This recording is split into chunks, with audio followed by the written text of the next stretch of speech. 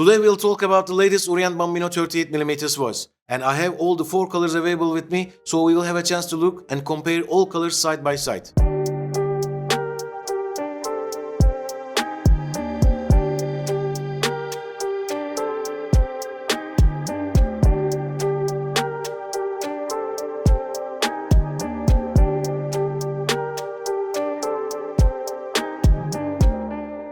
The Bambino series watches have been one of the best affordable mechanical watches for the last few years. I believe they were great for anyone who is on the market for an affordable dress watch. They have nice in-house reliable mechanical movements and great vintage looking dress watch designs. However, there was an issue.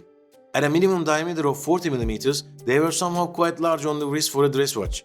I know, many watch geeks like myself were hoping for a slightly smaller case Bambino for many years. And finally, a few months ago, Orient announced a new Bambino collection, this time at 38mm.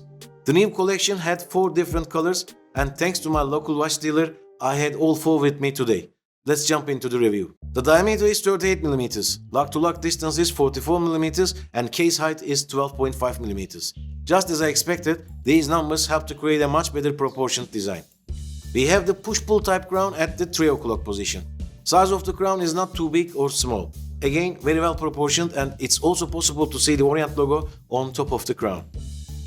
Case finishing is brushed on the sides and highly polished on the top. Nothing spectacular, but the overall quality is fine.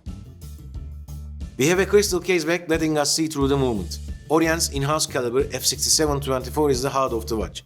21,600 beats per hour, hacking and hand-winding features are also here. But before we move to the front side, I'd like to thank today's sponsor. Nobody sponsored this video, just kidding. This is a very new channel and lots of new content is coming. If you are a watch geek like myself, you may consider subscribing to this channel right now.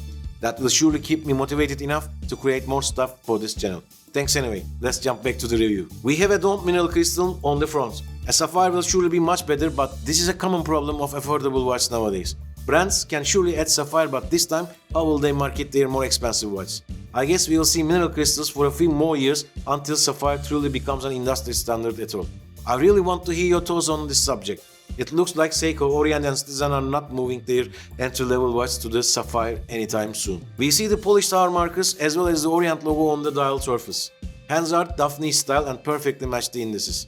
The cream dial one has specially blued hands which are super nice for a vintage dress watch look.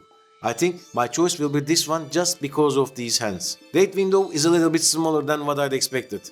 When you are getting older like myself, it's quite difficult to read the date. The black dial version also has a white date wheel, but I think a black date wheel would be nicer on this one. There is no lume on this watch at all. Some might prefer a tiny lume at least on hands, but in the end this is a dress watch and I really like this clean look. Let's talk about the leather strap quality. Honestly, there is nothing special here. An average strap with a little plastic feeling. But one of the main upgrades on this new watch is the lug width. It was weirdly 21mm on the previous Bambinos. This time Orient fixed this and 20mm is the lug width, which is great. It will surely be much easier to find a matching strap for this piece. The major difference besides the case size is unfortunately the price of this new collection. We were used to seeing Bambinos well under $200. However, this one was introduced at an almost double price at over $300. After the first few months, now I see it being offered at around $250, but for me this is still not a bargain. Making the same watch a little smaller shouldn't be that much more expensive. But honestly, this new size looks way more elegant and classy. As I said before, my choice would probably be the cream dial version. What's your opinion? Which one would you pick for yourself? White and black dials also look great and the golden one shines really beautifully as well. If you comment below your choice, we may have a mini poll down here. Recently, another 38mm watch was released, this time from Hamilton. If you watch this review, I believe you should also see this one by clicking here. Anyway, thanks for watching and don't forget to subscribe to the channel by clicking just here. I'll see you on the next one very soon.